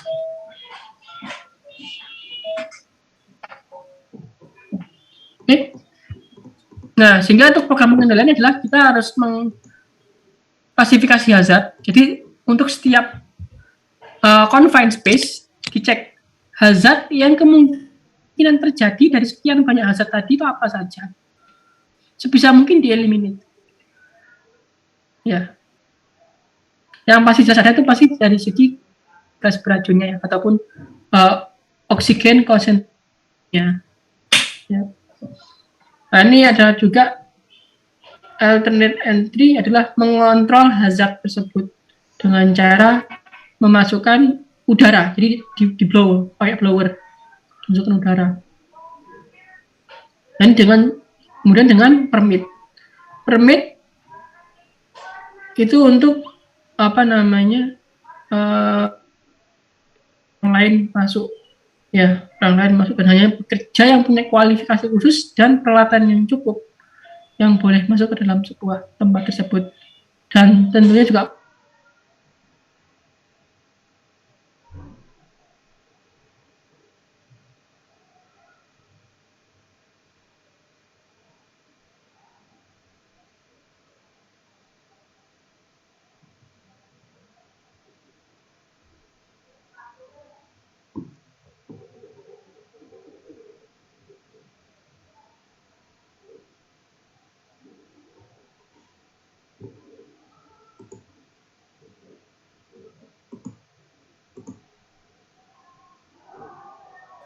mendorong udara atau menyedot udara. Dipastikan tergantung kondisinya, ya. Mau dorong apa menyedot. Nah, sediakan ventilasi tarik dorong untuk pada pengelasan. Rencanakan titik ventilasinya, mau masuk di mana, ya, nyebul di mana, itu harus direncanakan. Pastikan tidak terjadi resirkulasi udara kotor, jadi nggak kecampur lagi dengan udara kotor yang keluar. Kemudian gunakan sistem ventilasi bertekanan secara terus-menerus. Nah, kemudian pengujian berkala. Jadi gas tadi, multi gas meter tadi diuji secara berkala. Baik itu sebelum maupun selama pekerjaan itu berlangsung. Per 30 menit, per 1 jam, dan lain sebagainya. Nah, ini ada beberapa pekerja di ruang terbatas, minimal 2. Pertama sebagai petugas utama, yang kedua sebagai petugas pendamping atau petugas madya. Petugas utama itu adalah orang-orang yang masuk ke dalam ruang terbatas. Apa tugasnya dan tanggung jawab untuk petugas utama? Dia harus tahu bahaya apa saja yang mungkin terjadi di dalam confined space, dan tandanya bagaimana, dan gejalanya bagaimana. Setelah konsekuensinya apa untuk bekerja di sana. Menggunakan peralatan dan perlengkapan kerja yang sesuai, melakukan komunikasi yang terus-menerus dengan petugas madya, memberitahu petugas madya apabila ada perubahan kondisi yang berbahaya, dan melakukan tindakan antisipatif untuk menyelamatkan diri. Karena lebih baik menyelamatkan diri sendiri daripada meninggal ya. Bekerja karena meninggal itu buruk ya. Mending gak bekerja tapi selamat daripada percuma kerja kalau akhirnya berbahaya bagi diri sendiri. Kemudian untuk petugas pendamping adalah orang yang mendampingi. Dia tidak boleh masuk ke dalam ruang terbatas. Dia hanya memantau pekerja utama. Biasanya dia diletakkan pas di luar ruang terbatas. Jadi tapi tugasnya adalah dia harus tahu juga apa saja bahaya, tanda dan gejala dari di dalam ruang terbatas. Kemudian perlu juga memantau potensi bahaya baik di dalam ruang terbatas maupun di luar yang akan berdampak pada pekerjaan di dalam ruang terbatas. Baik itu karena banjir, hujan, ular tadi ya, masuk ular ya juga harus dicek. Memastikan berapa jumlah orang yang masuk dan yang keluar. Ya, jumlah orang yang masuk dan keluar. Nah, dia harus tetap di luar terbatas, nggak boleh masuk. Memastikan tetap berada di luar ruang terbatas selama petugas di dalam. Melakukan komunikasi dengan petugas utama, memanggil tim penyelamat. Jadi dia yang bertugas untuk memanggil tim penyelamat apabila ada kondisi darurat, kemudian melakukan tindakan penyelamatan yang memungkinkan, tapi tanpa memasuki ruang terbatas. Jadi kayak ngasih tangga, ngasih tabung oksigen atau dan lain sebagainya. Kemudian tidak melakukan tugas lain yang mengganggu tugas sebagai petugas madya, yang tujuannya adalah untuk memantau dan melindungi petugas utama. Jadi dia nggak fokus memonitor petugas utama apakah dia selamat atau tidak. Oke, ini adalah contoh ya berita di Indonesia. 7 orang tewas di bak beracun. Jadi ada sebuah industri, ada sebuah pekerja. Ya ini kronologinya gimana? Kita lihat di sini ya. Ya, jadi pada pukul 2 siang seseorang pekerja yang bernama Iwan hendak membersihkan bak penampungan. Ya. Jadi ini bak penampungan bahan tray, kardus telur ya. Tiba-tiba Iwan pingsan, diketahui rekannya Ahmad dan segera meminta pertolongan. Ya. Pekerja lain berdatangan dan berusaha untuk menolong korban dengan turun ke bawah. Ya. Namun para penyelamat ikut ya, rekannya itu ikut berjatuhan dan pingsan di dalam bak dan meninggal di lokasi. Warga melaporkan. Jadi ada 7. Tadi awalnya Pak Iwan, disusul Pak Ahmad tadi ya, Pak Ahmad Khalil dan rekan-rekan yang lain juga. Jadi mereka tewas dalam ya. Karena nggak sesuai dengan itu tadi prosedurnya. Jadi harusnya minimal ada 2 orang. 1 bertugas mengawasi, 1 bertugas yang kerja di dalam. Sebelum bekerja, dicek dulu kadar oksigennya ataupun kadar gas beracunnya. Kalau memang beracun, kalau punya APD, dipakai APD-nya. Kalau nggak punya APD, ya mending nggak usah kerja. Kalau nggak bisa menghilangkan gas beracunnya. Ya, atau dihilangkan dulu gas beracunnya pakai blower atau apa. Ya. Nah, ini beritanya ini. Nah, ini kalau kejadian aslinya ini dievakuasi ini orangnya. Ini tim SAR-nya ya. Ini orangnya dievakuasi, ini ada lumpurnya ya. Jadi kemungkinan di dalam ruang ini lumpur itu mengeluarkan gas beracunnya, mungkin H2S, dan itu ngendap di bawah. Ya, dia akan ngendap di bawah. Jadi yang kalau nggak ada sirkulasi udara ya dia akan ngendap di terus gas beracunnya. Dan dia nggak berbau, nggak kelihatan. Ya, ini ada 7 orang. Ya, 1, 2, 3, 4, 5, 6, 7. Ini lumpur, sini ada gas beracunnya ya. Oke. Di sini apakah ada pertanyaan dari yang telah disampaikan?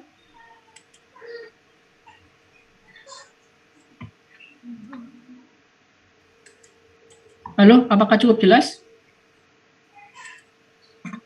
Jelas, Pak. Oke. Ada yang ingin diskusi mungkin? terkait dengan confined space?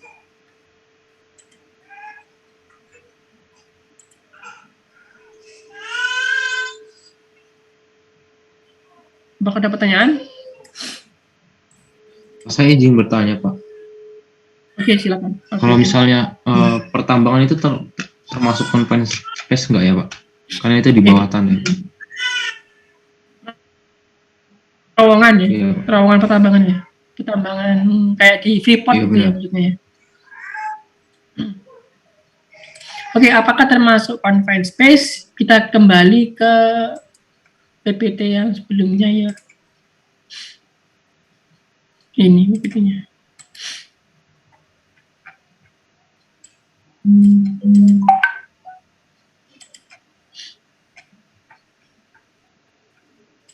Ini. Oke. Dia dapat dimasuki dan duduk di dalamnya. Akses geraknya terbatas. Ya.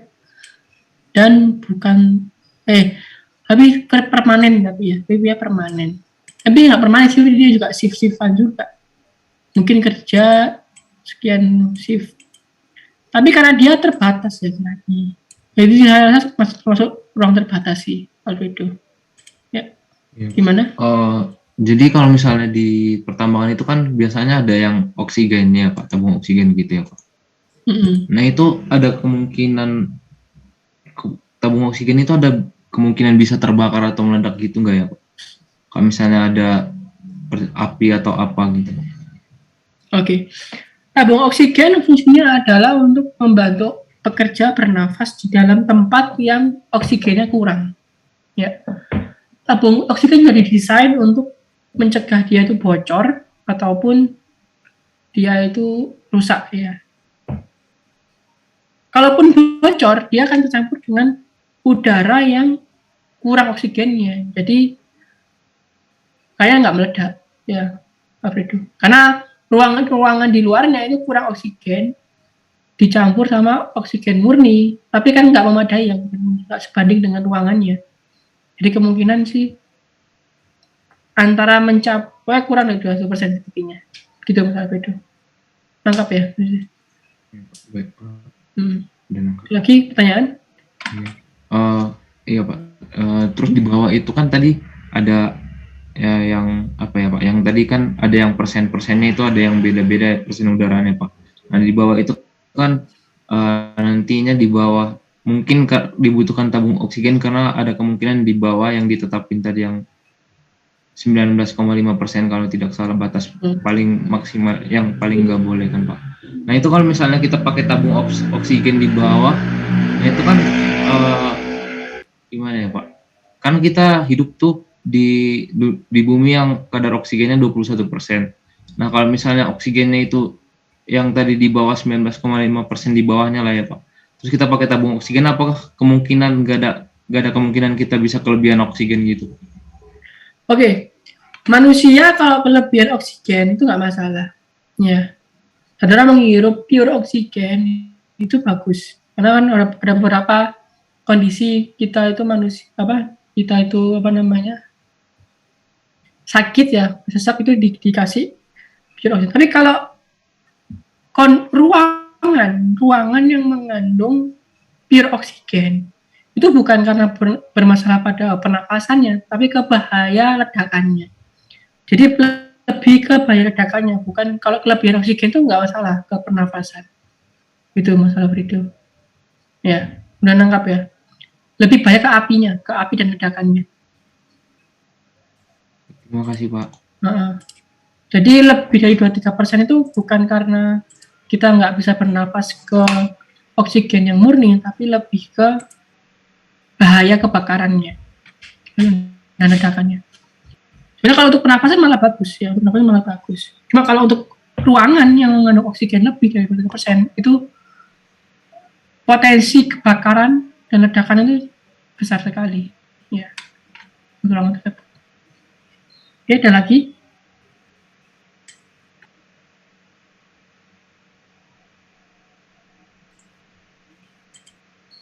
Kalau nggak ada, mungkin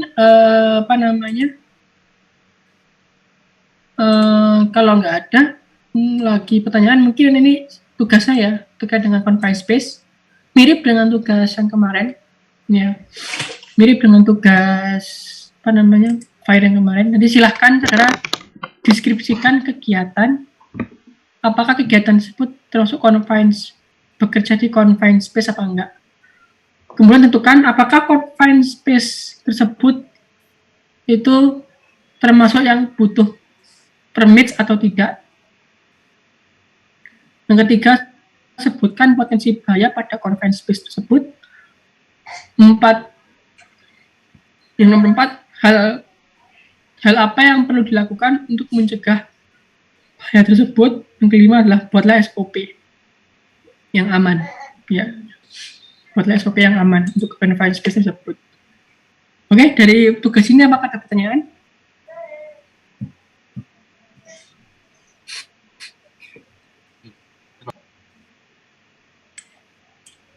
Cukup ya? Nanti saya taruh di mana, di classroom, silahkan dikerjakan. Kemudian untuk minggu depan kita akan adakan kuis 2 ya, kan ETS sudah ya, kuis 1. Kita akan adakan kuis 2 mulai dari, untuk kesehatan kemarin masuk nggak ke ETS sama Pak Juari? Halo, bab kesehatan masuk nggak kemarin di ujian? Nggak masuk, Pak. Nggak masuk? Iya, Pak. Nggak masuk, Pak. Oke, kalau nggak masuk, saya masukkan ke kuis berarti ya. Jadi mulai bab kesehatan, HAZOP, risk assessment, fire explosion, dan confined space and permit. Jadi ada 5 ya. Ada 5 topik: kesehatan kerja, kemudian HAZOP, risk assessment, fire explosion, sama confined space. Untuk kuis 2 minggu depan ya. Jadi minggu ke-14 ya, ini minggu ke-14 adalah minggu terakhir kita tatap muka. Minggu 15-16 adalah pekan UAS ya. Jadi mungkin kalau minggu depan kuis, ini adalah tatap muka terakhir kita ya. Minggu depan langsung kuis aja. Di sini apakah ada pertanyaan lagi? Permisi, Pak. Tadi ada beberapa yang belum absen, Pak. Oke, absen ya.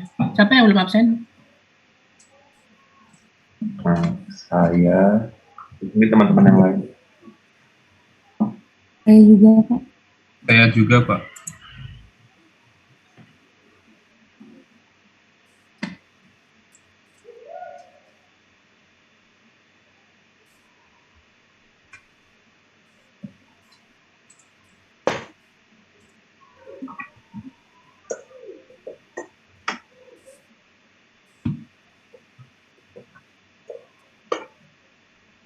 Siapa yang belum? Saya, Pak. Siapa namanya? Ahmad Rifki, yang atas ini. Rifki. Tadi ada jam berapa Ahmad Rifki? 10 lebih 10, Pak. Terlambat 10 menit. Oke, apa-apalah. Terakhir ya. Ada lagi? Siapa yang belum? Iya, Pak. Ahmad Apa Lutfi, namanya? Pak. Bawahnya Ahmad Lutfi, Pak. Ahmad Lutfi. Ada lagi? Oke, ada lagi? Saya, Pak, Jericho Immanuel, Pak, yang urutan keempat dari atas. Ada lagi? Pak. RR Widya. Tadi di atas, Pak. Oke, ada lagi? Saya, Pak, Naufal, Pak, di atas. Siapa? Naufal. Naufal. Yang itu, Pak, di atas. Oke, udah ya. Saya Pak Muhammad Majid.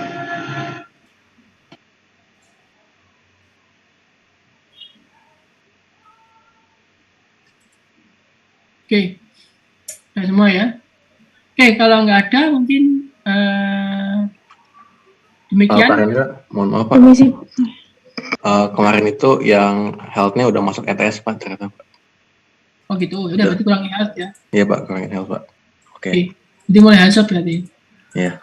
Mulai HAZOP sampai confined space ya. Iya. Permisi Pak, untuk saya mau bertanya untuk tugas yang tadi itu boleh lebih dari 1 halaman nggak ya Pak? Atau Bebas. Minimal 1 poin, minimal 1 di mana tulisannya? Bilang. Nah, ini. Minimal 1 kegiatan. Tapi saudara deskripsikan kenapa kegiatan tersebut berkaitan dengan confined space. Ya. Kemudian jelaskan apakah confined space di kegiatan tersebut termasuk yang butuh premis atau tidak. Dan potensi bahayanya apa saja, hal apa yang perlu dilakukan untuk mencegah bahaya tersebut, terus buatlah SOP yang aman untuk bisa di confined tersebut. Ya. 1 halaman, minimal 2 halaman ya, minimal 2 halaman. Oke, baik, terima kasih Pak. Oke, ada lagi?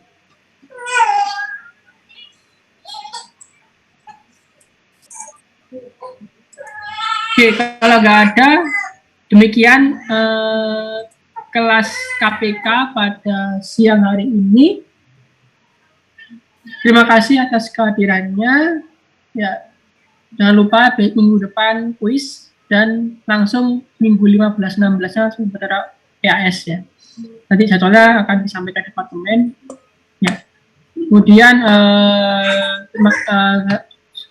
karena ini adalah tatap muka terakhir ya, karena minggu depan kuis, saya sampaikan mohon maaf apabila saya ada kesalahan maupun kurang berkenannya. Semoga materi KPK pada semester ini dapat bermanfaat bagi saudara-saudara sekalian hingga mungkin di lingkungan kerja di tempat kerja. Oke, saya akhiri. Demikian. Saya akhiri. Wassalamualaikum warahmatullahi wabarakatuh. Selamat siang. Terima kasih baik Pak. Baik, Pak.